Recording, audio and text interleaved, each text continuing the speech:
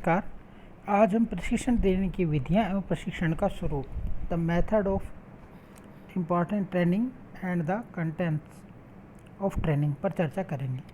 कर्मचारियों को प्रशिक्षण देने के लिए अनेक विधियों का प्रयोग किया जाता है। प्रशिक्षण प्रशासकीय विद्यापीठों अथवा स्कूलों में औपचारिक व्याख्यानों तथा अनुदेशों के रूप में दिया जा सकता है। पत्र व्यवहार कम्युनिकेशन के द्वारा कर्मचारी को संगठन के उद्देश्य, कार्य करने की प्रणाली, आचार संहिता तथा अन्य नियमों से भी प्रशिक्षण दिया जाता है। कार्य करने के अनुभव से भी प्रशिक्षण मिलता है।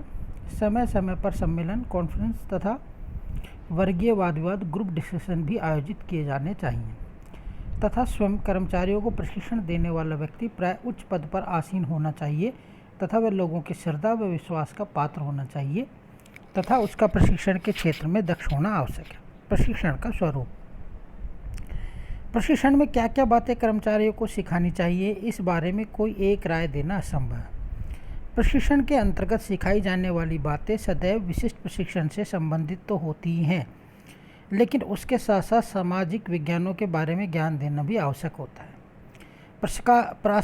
प्रशासकों को लोक प्रशासन के सिद्धांत व व्यवहार का ज्ञान भी जरूरी होता है। अतः प्रशिक्षण के दौरान सैद्धांतिक या व्यवहारिक ज्ञान अत्यंत महत्वपूर्ण होता है। भारत में उच्च सेवाओं का प्रशिक्षण। भारतीय सेवाओं में प्रशिक्षण की व्यवस्था का निरंतर विकास हो रहा है। इसके लिए केंद्र तथा राज्य स्तर पर अनेक प्रशिक्षण संस्थान स्थापित किए जा चुके हैं। मार्च 1985 में प्रशिक्षण सुधार, जन अभियोग एवं पेंशन नामक नए मंत्रालय की स्थापना की गई थी। 31 जनवरी 1986 को भारत के प्रधानमंत्री ने यह आदेश दिया कि देश के सभी IAS अधिकारियों को अनिवार्य रूप से प्रतिवर्ष कम से कम 1 सप्ताह का प्रशिक्षण अवश्य दिया जाना चाहिए। स्पष्ट है कि प्रशिक्षण के महत्व को स्वीकार किया जा रहा है। सेवाओं को मिलने वाले प्रशिक्षण को निम्नलिखित स्वरूपों में देखा जा सकता है। प्रशिक्षण अनौपचारिक, औपचारिक। औपचारिक प्रशिक्षण 2 प्रकार का, भर्ती से पूर्व प्रशिक्षण, भर्ती के बाद प्रशिक्षण। उसके बाद होता है भर्ती के बाद में एक तो सैंडविच कोर्स और दूसरा सेवाकालीन।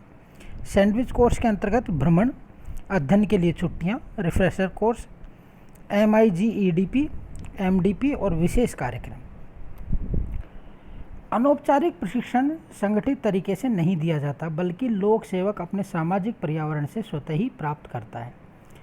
इसके महत्व को इस तथ्य से भी समझा जा सकता है कि संपूर्ण औपचारिक प्रशिक्षण लोक सेवक के मनोबल, प्रतिबद्धता, उदार दृष्टिकोण तथा उच्च नैतिक स्तर आदि के लिए प्रयास है। इसके बावजूद लोक सेवक इसके विपरीत गुण आसानी से प्राप्त करता जा रहा है। वह औपचारिक रूप से जिन तत्वों से प्रभावित होता है वे हैं समाज का भौतिकवादी रुझान, जन सामान्य की सजगता तथा उच्च स्तर के प्रति इज्जत व उच्च अधिकारियों की नौकरशाही प्रवृत्ति आदि। भर्ती से पूर्व प्रशिक्षण केवल तकनीक एवं व्यावसायिक सेवाओं के लिए ही प्राप्त होता है। सभी तकनीकी सेवाओं के लिए हम उन्हीं उम्मीदवारों को लेते हैं जो उस प्रकार की तकनीक में प्रशिक्षण प्राप्त हो। फिर भी तकनीकी सेवाओं सहित सभी के लिए भर्ती के बाद के प्रशिक्षण का विशेष महत्व है। यद्यपि सभी उच्च सेवाओं के लिए प्रशिक्षण की व्यवस्था लगभग समान है, किंतु सेवाओं को कौशल के लिए कार्य पर प्रशिक्षण अलग अलग संबंधित संस्थानों में दिया जाता है।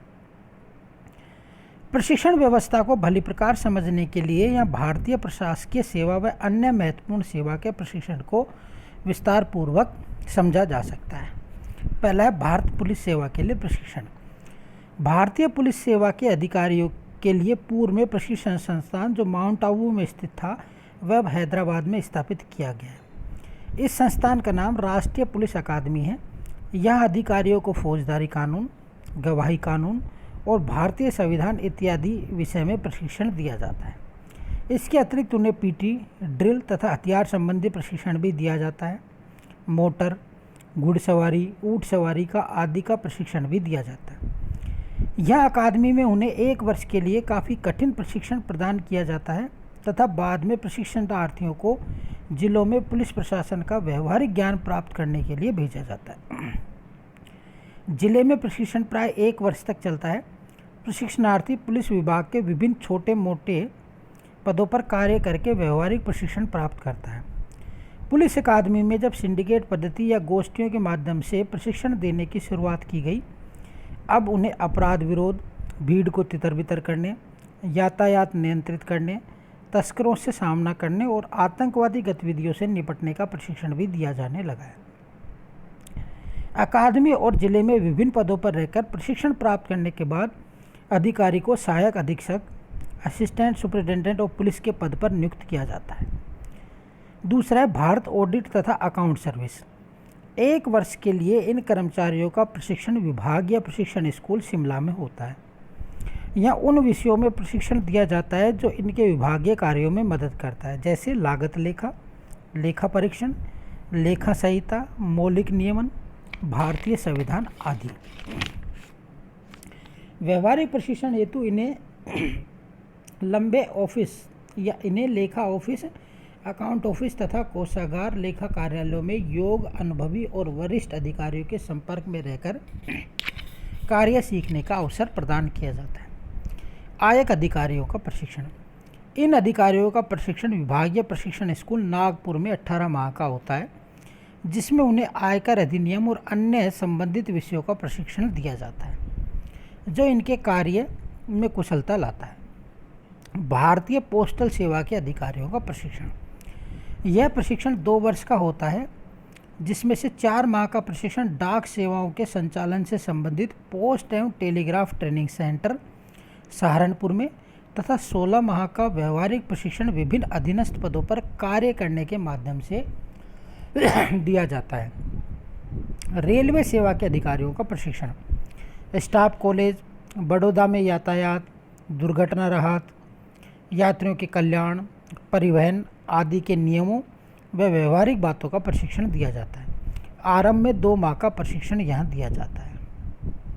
नेक्स्ट है केंद्रीय सचिवालय सेवा के अधिकारियों का प्रशिक्षण। सेक्रेटरिएट प्रशिक्षण विश्वविद्यालय दिल्ली में दिया जाता है, जो सन 1948 में शुरू हुआ था। प्रशिक्षणार्थियों को संगठन तथा प्रणालियों, ऑर्गेनाइजेशन एंड मेथड, कार्यालय की गतिविधियों, वित्तीय नियमों, संविधान व फाइलों पर नोट लगाने आदि का प्रशिक्षण दिया जाता है। सेक्शन अधिकारी बनने से पूर्व उन्हें सहायक के रूप में भी कार्य करना पड़ता है। इस संस्थान में अनुभाग अधिकारियों, सहायकों तथा उच्च स्तरीय लिपिकों आदि को व्यवहारिक प्रशिक्षण भी दिया जाता है। राजस्थान में विभिन्न सरकारी अधिकारियों को व्यवहारिक प्रशिक्षण देने के लिए हरिश्चंद्र माथुर राजकीय लोक प्रशासन संस्थान जयपुर में दिया जाता है। आज ये संस्थान फोर्ड फाउंडेशन आदि की सहायता से काफ़ी विकसित हो गया है। पूर्व में ऑफिसर्स ट्रेनिंग स्कूल के नाम से यह संस्थान जोधपुर में था। दूसरा आता है सेवाकालीन प्रशिक्षण। जब लोक सेवक सरकारी पद पर कार्य करने लगता है तो उसे समय समय पर प्रशिक्षण दिया जाता है। ऐसे प्रशिक्षण को सेवाकालीन प्रशिक्षण कहते हैं। इनमें निम्नलिखित हैं। पहला, रिफ्रेशर कोर्स। इसका उद्देश्य सेवा में कार्यरत कर्मचारी को उसके नैतिक कार्यों से कुछ समय के लिए हटाकर उनमें ताजगी लानी होती है। साथ ही उसके कार्य संबंधी अब तक जिस ज्ञान और तकनीक का विकास हुआ है वह भी उसे दिया जाता है। समय समय पर ऐसे कोर्स काफ़ी महत्वपूर्ण सिद्ध हुए। भारत सरकार के आदेश से प्रत्येक आईएएस को 4 सप्ताह का ऐसा प्रशिक्षण दिया जाता है तथा यह निर्णय लिया गया कि प्रतिवर्ष 1 सप्ताह का प्रशिक्षण उन्हें अनिवार्य रूप से दिया जाएगा। इसमें प्रशासन के नए आयामों, विकास प्रशासन, पर्यावरण का महत्व, ग्राम विकास की तकनीक, परिवार कल्याण, जिला नियोजन व समन्वय आदि विषयों का तारीखवार ज्ञान दिया जाता है, अप टू डेट। इन कोर्स के माध्यम से वरिष्ठ अधिकारी एकत्रित होकर अपने अनुभवों का आदान प्रदान करते हैं, जो प्रशासनिक विकास हेतु जरूरी है। इस प्रकार का प्रशिक्षण काफ़ी प्रभावशाली भी सिद्ध हुआ है। दूसरा, लंबी अवधि के विशेष प्रशिक्षण। उच्च अधिकारियों को उनकी सेवा अवधि तथा भावी जिम्मेदारी के अनुसार विशेष प्रशिक्षण 4 से 8 सप्ताह की अवधि का दिया जाता है। यह कार्य की तकनीक विशेष का विकास करने के उद्देश्य से दिया जाता है। शुरू में 5-6 वर्ष के कार्यकाल में सरकार में प्रबंध कार्यक्रम के माध्यम से लोक सेवक को सरकार के ढांचे और कार्य प्रबंधन का ज्ञान दिया जाता है। उसे 6 से 9 वर्ष के कार्यकाल के दौरान कार्यकारी विकास कार्यक्रम की उच्च तकनीक सिखाई जाती है। इसके अलावा आयोजन, कंप्यूटर, निर्णय, संचार, नेतृत्व, नीति आयोजन आदि के लिए विशेष प्रशिक्षण कार्यक्रमों का आयोजन किया जाता है। ये कार्यक्रम ऐसे संस्थानों द्वारा आयोजित किए जाते हैं जहाँ किसी तकनीक विशेष पर शोध की उच्चतम व्यवस्था है। भारतीय लोक प्रशासन संस्थान नई दिल्ली को इस संदर्भ में सराहनीय भूमिका निभा रही है। यह संस्थान अखिल भारतीय महत्व का संस्थान हो गया है और अंतर्राष्ट्रीय ख्याति प्राप्त कर रहा है। अन्य राज्य स्तरीय संस्थानों को इस संस्थान से कुछ अवश्य सीखना चाहिए जो प्रशिक्षण के क्षेत्र में ज़रूरी है। Thank you.